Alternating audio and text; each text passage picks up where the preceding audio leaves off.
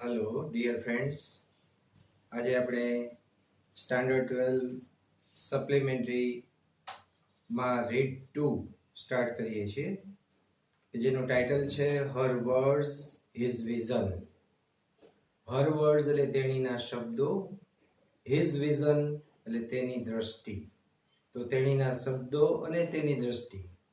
આ એક એવા યંગ કપલ વિશેની સ્ટોરી છે કે જેમાં હસબન્ડ જે છે એ બ્લાઇન્ડ છે, આંધળો છે, છતાં પણ એની વાઈફ છે એને એવી રીતે હેલ્પ કરે છે કે જેથી કરીને એના જીવનમાં કોઈ તકલીફ ન પડે.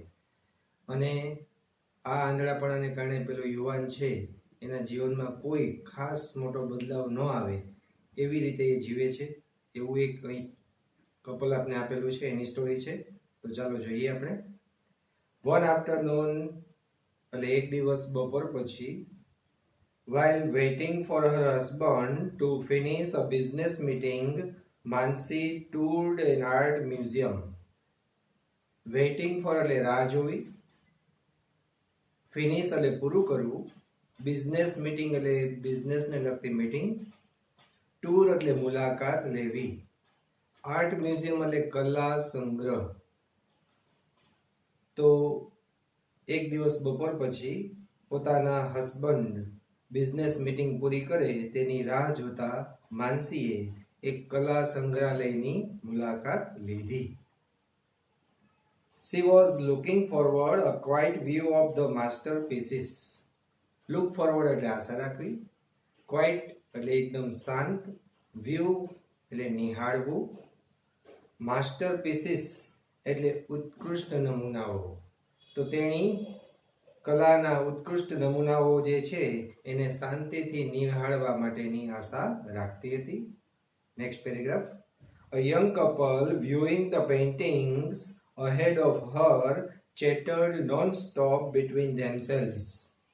A young couple એટલે એક યુવાન દંપતી, viewing એટલે નિહાળી રહ્યું હતું, જોઈ રહ્યું હતું, ahead of her એટલે તેણીની આગળ, chatter એટલે સતત વાતો કરવી. તો પોતાના આગળ એક યુવાન દંપતી કે જે પેઇન્ટિંગ્સ નિહાળી રહ્યા હતા, એ દંપતી એ બંને વચ્ચે સતત નોનસ્ટોપ એટલે અટક્યા વિના વાતો કરતા હતા. She observed them a moment. Observe એટલે નિરીક્ષણ કરવું, for a moment એટલે એકાદ ક્ષણ માટે. તો તેણીએ દંપતી સામે એકાદ ક્ષણ સુધી નિરીક્ષણ કર્યું. And found અને તેને ખબર પડી કે the lady only talking at all the time. એ દંપતીમાંથી પેલી જે લેડી એટલે સ્ત્રી હતી એ જ all the time એટલે પૂરો સમય બોલી રહી હતી. માનસી thought of the man. માનસીને એ પુરુષ વિશે વિચાર આવ્યો. And admired his patience for putting up with her constant parade of words. Admire એટલે પ્રશંસા કરવી, પેશન્સ એટલે ધીરજ, પુટિંગ અપ વિથ એટલે સહન કરવું, કોન્સ્ટન્ટ પરેડ ઓફ વર્ડ્સ એટલે શબ્દોનો સતત પ્રવાહ. તો તેની તરફથી જે શબ્દોનો સતત પ્રવાહ હતો એને સહન કરવા માટે એ પુરુષમાં રહેલી જે ધીરજ હતી એ ધીરજની માનસી પ્રશંસા કરતી હતી. Next paragraph. Mansi gazed at them several times. Guys એટલે તાકીને જોવું, સેવરલ ટાઈમ્સ એટલે અનેક વખત. તો માનસીએ તેઓ સામે અનેક વખત તાકીને જોયું. એઝ એટલે જ્યારે, she moved through the various rooms of art. Various એટલે વિવિધ, રૂમ્સ ઓફ આર્ટ એટલે કળાના રૂમ. તો જ્યારે તેણી કળાના વિવિધ રૂમોમાંથી પસાર થતી હતી ત્યારે તેણી એ કપલ સામે ઘણીવાર જોતી હતી. Each time she heard the ladies constant gush of words. Each time એટલે દરેક સમયે, she heard એટલે તેણી સાંભળતી હતી, constant gush of words એટલે શબ્દોનો સતત પ્રવાહ. તો શબ્દોનો જે સતત પ્રવાહ લેડી એટલે કે સ્ત્રી તરફથી આવતો હતો એ તેણી સાંભળતી હતી. She moved away quickly. તેણી મૂવ હવે એટલે ચાલ્યા જવું, ક્વિકલી એટલે ઝડપથી. તો તેણી ત્યાંથી ઝડપથી ચાલી ગઈ. નેક્સ્ટ હેડિંગ આપણે આપેલું છે, will Mansi go and stop them talking? શું માનસી એ લોકો પાસે જઈને એ લોકોને વાતો કરતા અટકાવશે? Mansi was standing at the counter of the museum gift shop making purchase. Standing એટલે ઊભા રહેવું, કાઉન્ટર એટલે ટેબલ, મ્યુઝિયમ ગિફ્ટ શોપ એટલે મ્યુઝિયમમાં જે ભેટ માટેની દુકાન હોય, ભેટ ખરીદવા માટેની તે. મેકિંગ પરચેઝ એટલે ખરીદી કરવી. તો માનસી છે એ સંગ્રહાલયના ગિફ્ટ શોપ પાસે ના કાઉન્ટર પાસે ઊભા ખરીદી કરી રહી હોય છે, ખરીદી કરવા માટે ઊભી હોય છે. When the couple approached the exit, કે જ્યારે પેલું કપલ એટલે દંપતી, એક્ઝિટ એટલે બહાર નીકળવાનો માર્ગ, તો પેલું દંપતી એ સમયે બહાર નીકળવાના માર્ગ પાસે ગયું. અપ્રોચ એટલે ની તરફ પાસે જવું. Mansi observe the couple carefully. Observe એટલે નિરીક્ષણ કરવું, કેરફુલી એટલે કાળજીપૂર્વક. તો માનસી પેલા દંપતી સામે કાળજીપૂર્વક એનું નિરીક્ષણ કરી રહી હતી. The man after paying the bill, pay the bill એટલે બિલ ચૂકવવું. તો પેલા પુરુષે બિલ ચૂકવ્યા પછી pulled out a white stick. Pull out એટલે બહાર કાઢવું, વ્હાઇટ સ્ટીક એટલે સફેદ લાકડી. તો એ માણસે બિલ ચૂકવ્યા પછી પોતાની સફેદ લાકડી પુલ્ડ આઉટ એટલે બહાર કાઢી. And tapped his way towards the gate. Tap એટલે ટપ ટપ અવાજ સાથે ચાલવું, ટુવર્ડ્સ એટલે ની તરફ. તો ગેટ એટલે દરવાજા તરફનો પોતાનો જે માર્ગ હતો એ તરફ પેલો વ્યક્તિ ટપ ટપ અવાજ આવે તેવી રીતે ચાલ્યો. Next paragraph, he is a brave man, the clerk at the counter said. મ્યુઝિયમના કાઉન્ટર પાસે જે ક્લાર્ક હતો એ ક્લાર્કે જણાવ્યું કે તે એક બહાદુર વ્યક્તિ છે. Most of us would give up if we were blind at such a young age. Most of us એટલે આપણામાંથી મોટા ભાગના લોકો. Give up એટલે પ્રયત્ન છોડી દેવો. If we were blind એટલે જો આપણે આંધળા હોઈએ તો. At such a young age એટલે આવી નાની ઉંમરે. તો જો આપણે આવી નાની ઉંમરે આંધળા થઈ જાય તો આપણામાંથી મોટા ભાગના લોકો છે એ પ્રયત્ન બધા છોડી દે. During his recovery. ડ્યુરિંગ એટલે દરમિયાન, રિકવરી એટલે સાજા થવું. તો પોતાના સાજા થવાના સમય દરમિયાન હી, નેક્સ્ટ પેજ પર જોઈએ આપણે, મેડ અ વાવ. મેક અ વાવ એટલે પ્રતિજ્ઞા લેવી. તો પેલા આંધળા યુવાને પોતાના સાજા થવાના સમય દરમિયાન એવી પ્રતિજ્ઞા લીધી હતી કે his life wouldn't change. તેનું જીવન છે બદલાશે નહીં, તેના જીવનમાં બદલાવ આવશે નહીં.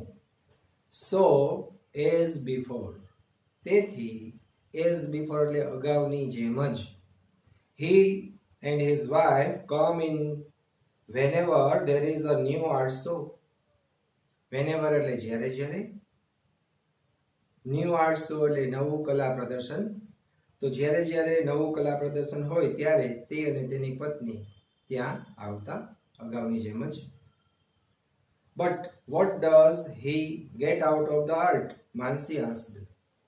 ગેટ આઉટ એટલે મેળવવું. તો માનસી પૂછે છે પેલા ક્લાર્કને કે પણ આ આંધળી વ્યક્તિ આ કળા પ્રદર્શનમાંથી શું મેળવે છે? હી કાન્ટ સી. માનસી હજુ કહે છે કે તે જોઈ તો શકતો નથી. નેક્સ્ટ આપણે હેડિંગ આપેલું છે યેલો લાઈનમાં, what pleasure do you think a blind person gets in visiting a museum? Pleasure એટલે આનંદ, બ્લાઇન્ડ પર્સન એટલે આંધળી વ્યક્તિ, ગેટ એટલે મેળવવું, વિઝિટિંગ અ મ્યુઝિયમ એટલે સંગ્રહાલયની મુલાકાત લઈને. તો સંગ્રહાલયની મુલાકાત લઈને આંધળી વ્યક્તિ શું આનંદ લે છે એ બાબતે તમે શું વિચારો છો? Can't C, you are wrong. પેલો ક્લાર્ક કહે છે કે તે જોઈ શકતો નથી.